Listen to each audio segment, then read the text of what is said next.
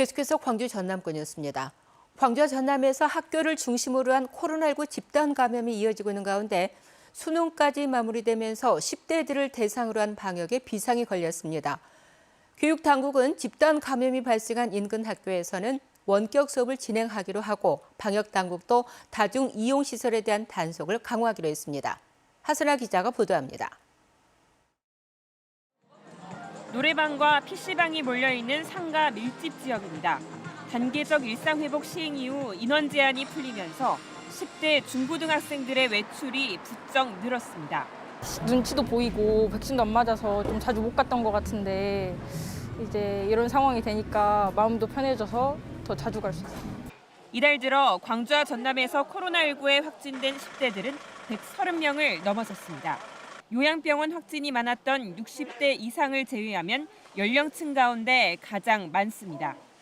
특히 수능 시험을 마친 수험생 3만 1천여 명의 활동 반경도 커질 것으로 보여 10대들 사이 감염 우려는 더 커지고 있습니다. 오는 22일부터 다시 전면 등교가 시행되는 것도 우려되는 지점입니다. 광주시 교육청은 우선 최근 집단 감염이 발생한 광산구 소재 중학교 인근 초등학교와 중학교 6곳에서 다음 한 주 동안 원격 수업을 진행하기로 했습니다. 여수교육지원청에서도 오늘 하루 모든 학교에서 전면 원격 수업을 하도록 결정했습니다. 방역당국은 청소년들이 많이 이용하는 다중 이용시설을 점검하는 한편 유흥시설에 대해서는 경찰과 합동으로 2주간 특별 점검을 벌입니다.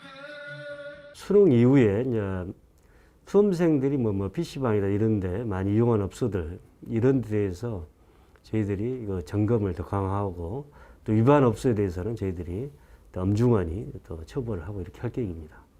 10대들의 시설 이용이 급증할 것으로 예상되면서 방역 패스 검사와 방역 수칙 준수 등 시설에서의 자체적인 방역 관리가 중요해졌습니다. KBS 뉴스 하선아입니다. 어제 하루 광주에서는 코로나19 확진자 24명이 발생했습니다. 신규 확진자에는 북구 소재 한 초등학교 관계자와 예식장 관계자가 포함돼 전교생과 접촉자들에 대한 검사가 진행 중입니다. 전남에서는 학교발 집단 감염 여파로 22명이 확진된 여수를 중심으로 11개 시군에서 46명이 감염되는데 방역당국은 새롭게 확진자가 나온 여수 지역 초등학교 2곳 등에서 접촉자들을 검사하고 있습니다. 전라남도가 코로나19로 직간접 피해를 입은 소상공인에게 업체당 현금 30만 원씩 소상공인 일상회복 지원금을 지급합니다. 김영록 전남도지사는 코로나19 방역 조치 이행에도 정부 보상을 충분히 받지 못한 소상공인을 위로하기 위해서 360억 원 규모의 지원금을 마련했다고 밝혔습니다. 지원 대상은 올해 6월 30일 이전 전남에서 개업한 연 매출액 10억 원 이하의 12만 소상공인 사업체로 제조업체는 10인 미만, 숙박 음식업종은 5인 미만 등의 기준을 충족해야 합니다. 1,000만 원 상당의 맞춤 양복을 뇌물로 받았다는 의혹을 받고 있는 이상익 한평군수가 경찰에 소환돼 조사를 받았습니다. 이 군수는 뇌물수수 의혹을 강하게 부인해 왔는데요. 경찰은 옷값 결제 과정이 석연치 않은 것으로 보고 있습니다. 김호 기자입니다. 전남경찰청 반부패 수사대가 뇌물수수 혐의를 받고 있는 이상익 한평군수를 피의자 신분으로 전격 소환 조사했습니다. 이 군수가 건설업자 A씨로부터 1,000만 원대 양복을 받았다는 고발장이 경찰에 접수된 지 40여일 만입니다. 이 군수가 지난해 2차례에 걸쳐 모두 5벌의 양복을 맞춰 입은 직후 1,000만 원 상당의 옷값을 A씨가 결제했는데 이 부분에 대한 대가성 여부를 조사하기 위해서입니다. 특히 경찰은 A씨 측이 전체 사업비 170억 원 상당의 지역 하수관로 정비 사업의 일부 수주를 이 군수 측에 청탁한 정황을 포착하고 이를 대가로 양복값 대납이 이루어졌는지 이 군수를 상대로 집중 조사한 것으로 알려졌습니다. 경찰은 이에 앞서 양복점 장부를 통해 옷값 대납 사실을 확인하고 A씨를 뇌물 공여 혐의로 입건했습니다. 이 군수는 이에 대해 자신이 모르는 사이 A씨가 옷값을 냈다며 경찰 조사에서도 대가성 등에 대한 혐의를 부인한 것으로 전해졌습니다. 나는 모른다니까. 내가 어떻게 알겠어. 내가 옷을 맞춰 입을 때도 누가 보냈다는 것도 몰랐어. 하지만 경찰은 이군수가 양복을 맞춘 뒤 반년이 지나 양복값을 결제한 경위가 여전히 석연치 않다고 보고 이군수와 A씨의 진술을 비교 분석한 뒤 추가 조사 필요성을 검토할 계획입니다. KBS 뉴스 김호입니다. 한국형 발사체 누리호 발사를 계기로 국내 우주산업에 대한 기대가 높습니다. 이런 가운데 우주산업 정책 등을 전담할 항공우주청 설립 논의도 서서히 달아오르고 있는데요. 전라남도는 고흥에 우주청 유치를 계획하고 있지만 경쟁은 치열할 것으로 전망됩니다. 보도에 정아람 기자입니다. 설계부터 발사까지 순수 우리 기술로 개발된 누리호. 모형 위성을 궤도에 안착시키진 못했지만 국내 우주 개발 역사를 한 단계 높였다는 평가입니다. 이를 계기로 정부는 앞으로 10년 동안 위성 170여 개 개발과 함께 로켓을 40여 회 발사하는 등 우주 산업에 청사진을 내놓았습니다. 향후 10년 동안 공공 분야에서만 100개 이상의 위성이 발사될 예정입니다. 모두 우리 손으로 쏘아 올릴 수 있도록 누리호뿐만 아니라 다양한 발사체 개발에 힘쓰겠습니다. 이를 전담하게 될 가칭 항공우주청 설립을 위한 관련법 제정 논의가 시작됐고 내년 대선 공약에도 포함될 전망입니다. 전라남도는 고흥에 우주청 유치를 계획하고 있습니다.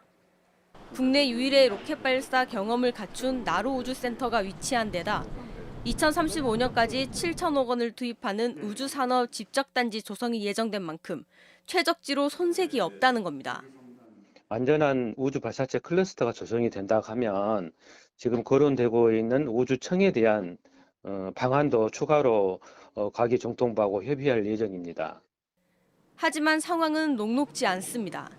대전시는 항공우주연구원 등 연구기관이 집중됐다는 이유로 경남은 국내 항공제조 기업의 70%가량이 위치한 점을 내세워 유치 필요성을 강조하고 있기 때문입니다. 내년 5월 누리호 2차 발사를 앞둔 가운데 항공우주청 설립과 유치를 위한 경쟁이 치열할 것으로 전망되면서 치밀한 전략과 지역사회의 관심이 무엇보다 중요하다는 지적입니다. KBS 뉴스 정아람입니다.